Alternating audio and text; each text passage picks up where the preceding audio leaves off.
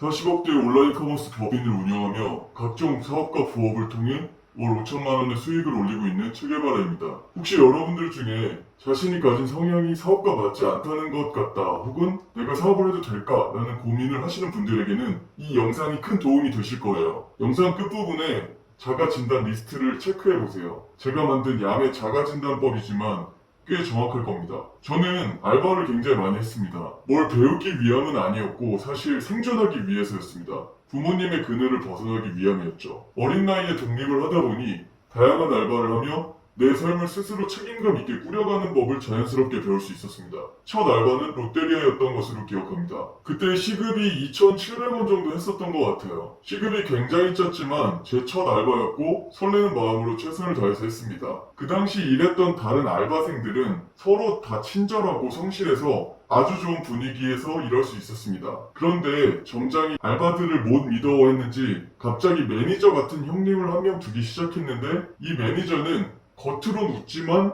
속으론 좀 가식적인 스타일이었습니다. 당연히 알바들은 모두 이 매니저를 싫어했고 그 매니저가 온 뒤로 매장 분위기는 안 좋아졌습니다. 그 매니저를 굳이 채용해서 매장의 분위기를 해치면 물론 알바들의 업무 효율까지 안 좋아졌던 것이죠. 저는 이때 큰 교훈을 얻었습니다. 아무리 어린 아이들이라도 스스로 생각할 줄 알고 신뢰가 결여된 잘못된 인사관리는 매장 하나를 조질 수 있다라는 것입니다. 저는 이때의 교훈을 지금까지도 기억하며 내가 직원으로 있을 때는 어떻게 윗사람에게 신뢰를 줄 수 있을까를 고민했고 윗사람으로 있을 때는 아랫사람의 기분이 어떨지 헤아렸습니다. 이 덕분인지 4년 동안 회사를 운영하면서 직원들이 퇴사한 적이 한 번도 없습니다.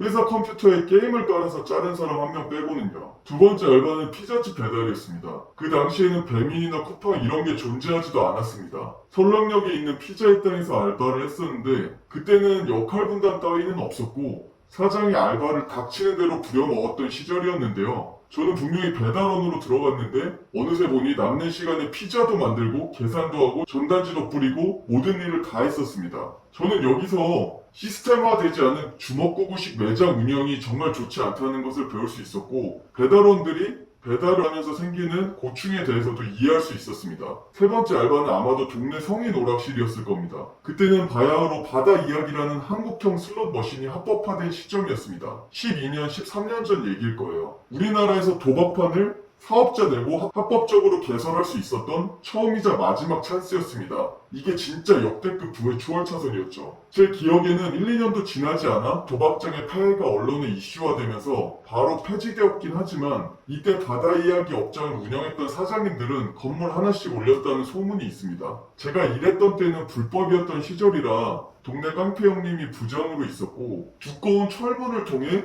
동네 슈퍼 사장님이나 노래방 사장님들만 단골로 출입할 수 있었던 나름 VIP 멤버십 운영 시스템이었습니다. 저는 이 시절에 하루 12시간 담배 연기를 마시며 일을 했습니다. 이때 배운 교훈은 놀러와서 돈 쓰는 동네 구멍가게 사장님들을 보며 아, 동네 장사로도 이렇게 펑펑 쓸 만큼 벌 수가 있구나. 근데 궁극적인 목표 설정을 안 하면 돈을 벌어도 이렇게 페인이 되는구나. 경찰에게 뽀찌를 주면 이런 도박판도 운영할 수 있는 우리나라는 아직도 무법지대구나 등입니다. 그 다음은 발레 파킹인데요. 강남의 고급 일식집에서 발레 파킹을 하며 웬만한 연예인들은 다 만나봤습니다. 그 당시에 발레 파는 분들은 옷차림이 다 허름했는데 저는 이왕 하는 것 좀 깔끔하게 입고 하자 해서 단정하게 입고 열심히 뛰어다녔습니다. 옆가게가 바쁠 때는 그쪽 차도 대신 받아주고 주위 사람들에게 항상 싹싹하게 했었습니다. 그렇게 3개월 정도 열심히 했더니 발레 직원인데도 홀에서 한번 일해볼 생각 없냐는 제안도 받았습니다. 하지만 저는 시급이 높은 일만 했기에 단호하게 거절했습니다. 또 그 가라오케 사장님도 저를 자기 가게로 초대해서 룸에서 비싼 술도 사주었습니다. 이때 얻은 교훈은 늘 열심히 하면 주위 사람들이 쉽게 알아챌 수 있구나. 확실히 초밥은 비싼 게 맛있다. 세상은 넓고 부자는 많다는 것을 알았습니다. 또 어려울 때 누군가 도와주면 그 사람도 나중에 나를 반드시 도와준다는 것도 배울 수 있었습니다. 사실 이런 알바 스토리 나열하면 오늘 밤 샙니다. 서점에서 판매원도 해봤고 주차 유도원, 연말에 노점 알바, 병원에서 약 먹고 피 뽑는 생동성 시험 알바 등 지금 제가 말씀드린 건 제가 한 거의 반도 안 됩니다. 일단 여기까지 하고요. 이렇게 다양한 알바를 많이 하면서 마인드적인 부분은 물론 일을 하는 요령도 굉장히 많이 배울 수 있었습니다. 요식업 관련된 일을 했을 때는 위생과 관련된 내용이나 서빙을 어떻게 해야 되는지, 손님이 어떨 때 화를 내고 그럴 때 어떻게 풀어야 되는지, 또 진상 손님 대처법, 청소하는 법, 배달하는 법 등을 배웠습니다. 매장에서 판매직을 할 때는 상대방을 설득하는 법, 물건을 잘 진열하는 법, 잡도둑을 눈빛만으로 구별하는 법 등을 배웠습니다. 또 배달을 할 때는 배달을 빨리 하는 법, 빨리 하면서도 음식이 안 망가지는 법, 지켜도 되는 신호와 안 지키면 좆되는 신호, 이런 것들을 배울 수 있었습니다. 이런 것들은 사실 아주 사소한 것들이에요. 제가 드리고 싶은 말씀은 이렇게 많은 가게와 다양한 업종에서 아르바이트를 해보며 배우고 느낀 것들이 정말 많다는 것입니다. 지금 제가 사업을 하며 어떤 판단을 내릴 때 이런 경험들이 엄청난 영향을 미치고 있고 많은 실수를 예방할 수 있었습니다. 즉, 밑바닥 생활을 하던 그 시절의 경험들이 쌓여 지금의 사업을 성공시킬 수 있었다라고도 말씀드릴 수 있을 정도입니다. 결론을 말씀드리겠습니다. 많은 분들이 창업을 하고 싶다고 하고 제 주위에서도 창업을 한다는 사람들이 많습니다. 그런데 제가 지금까지 손님으로서 많은 가게들을 다니면서 공통적으로 느꼈던 한 가지는 망하는 가게는 이유가 분명히 있구나라는 것이었고 그 이유를 사장만 모르고 있다는 것입니다. 그 이유는 대부분 관련 경험의 유무인데요. 제 주위에 창업하시려는 분들에게 제가 맨 처음 묻는 질문은 한 가지입니다. 혹시 서빙 알바 같은 거 해본 적 있어요? 이 대답에 노라고 대답한 사람 중에 첫 창업에 성공한 사람은 한 명도 보지 못했습니다. 그러니까 생각보다 꽤 정확한 지표이기도 합니다. 이런 거랑 같다고 보시면 돼요. 음식점을 차리려고 하는데 요리도 배워본 적 없고 서빙도 해본 적 없고 계산도 해본 적 없고 정산도 해본 적 없고 배달도 해본 적 없습니다. 알바들이 어떤 생각을 가지고 일자리를 구하러 오는지는 당연히 모르고요.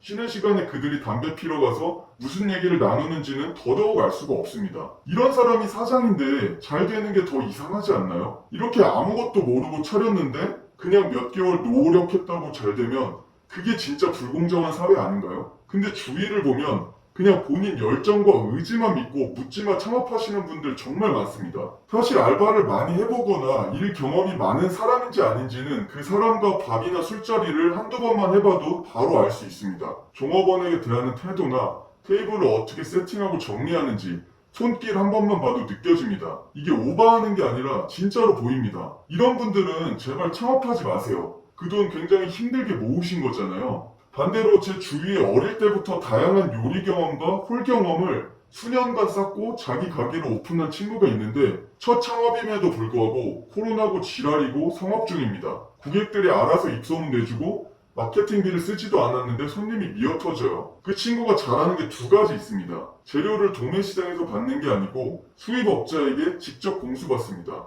재료의 신선도가 다르니 안주들이 정말 말도 안 되게 맛있습니다. 술집인데 청담동 고급 레스토랑보다 안주가 더 맛있습니다. 이 정도면 뭐 사실 게임 끝난 거 아닌가요? 그리고 손님 들어올 때랑 나갈 때 한 명도 빼먹지 않고 인사를 크게 합니다. 이거 사실 진짜 기본적인 건데 재밌는 게 이거 지키는 가게가 10곳 중에 한두 곳도 안 돼요. 제가 봤을 때 이 두 가지만 돼도 망하진 않습니다. 또 다른 음식점을 예로 들어드릴게요. 배달기사분이 본인 음식을 픽업하러 왔는데 사장이 인사도 안 하고 음식이 어딨다는 안내도 안 하고 자기 할 일만 하고 있더라고요. 그 사장이 땀을 삐질삐질 흘려가며 만든 음식을 소중하게 고객에게 전달해줄 배달기사님인데 조선시대 노비 취급하듯이 하고 있단 말이죠. 그럼 그 기사분이 음식을 정성스럽게 배달할까요? 이 가게가 머지않아 망한다에 제 손모가지를 걸겠습니다. 그 외에도 많아요. 손님한테 친절하게 주문받고 나가시면 바로바로 자리 치워드리고 이런 기본적인 거요. 지금 이걸 들으시면서 아니 그런 걸 못하는 사람이 누가 있어 라는 생각이 드실 수도 있는데 잘 못합니다 진짜로. 특히 테이블 닦을 때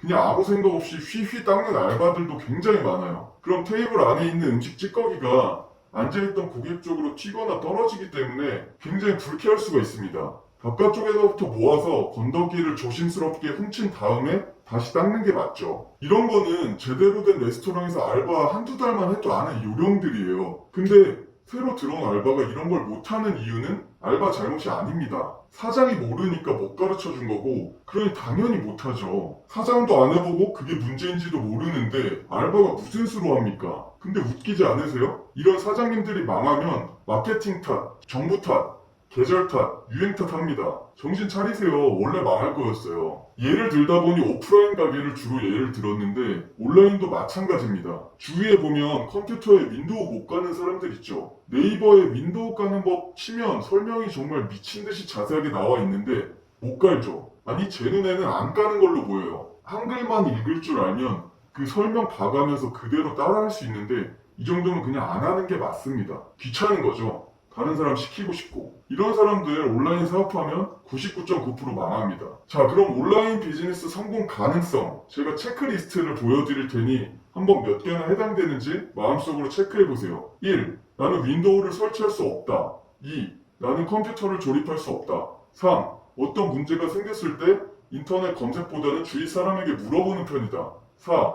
아르바이트 경험이 별로 없다. 5. 주위에서 센스 있다는 소리를 들어본 적이 별로 없다. 6. 나는 타자 속도가 평균 이하이다. 7. 포토샵이나 엑셀 등 온라인에서 자주 사용하는 툴들이 대부분 불편하고 어렵다. 8. 내 컴퓨터에는 이상하게 바이러스가 자주 걸리는 것 같다. 9. 컴퓨터가 원인 모를 이유로 고장나서 수리를 맡긴 적이 여러 번 있다. 10. 나는 컴퓨터를 살 때 직접 알아보기보다는 주위 사람들에게 맡기는 것을 선호하는 편이다. 지금 말씀드린 10가지 중에 5개 이상 해당되신다면 온라인 비즈니스 하는 걸 다시 한번 신중히 생각해보세요. 제발. 그 돈 그냥 저한테 기부해주세요. 지난 화에 말씀드렸던 환경 레버리지와 연결되는 내용입니다. 모든 문제의 답은 구글에 있다 라고 해도 과언이 아닐 정도로 지금은 정말 이 편한 세상이라고요. 아니 제가 무슨 500년 전에 나무 깎아서 창 만들고 사자 사냥해 오란 이런 얘기가 아니잖아요. 따뜻한 방 안에서 컴퓨터에 앉아서 손가락만 몇 번 움직이면 답이 다 나오는데 이게 하기 싫다고요? 그러면은 사업을 안 하시는 게 맞습니다. 주위 사람들 힘들어져요. 제가 방금 당신의 귀중한 시간과 돈을 엄청나게 아껴드렸습니다. 감사 인사는 괜찮고요. 다음 영상에는 그럼 이런 경험 없는 사람들이 그럼에도 불구하고 사업을 성공하려면 어떻게 해야 될지에 대한 구체적인 방법론도 한번 풀어볼게요. 궁금하시면 구독과 좋아요 부탁드립니다. 그럼 이만.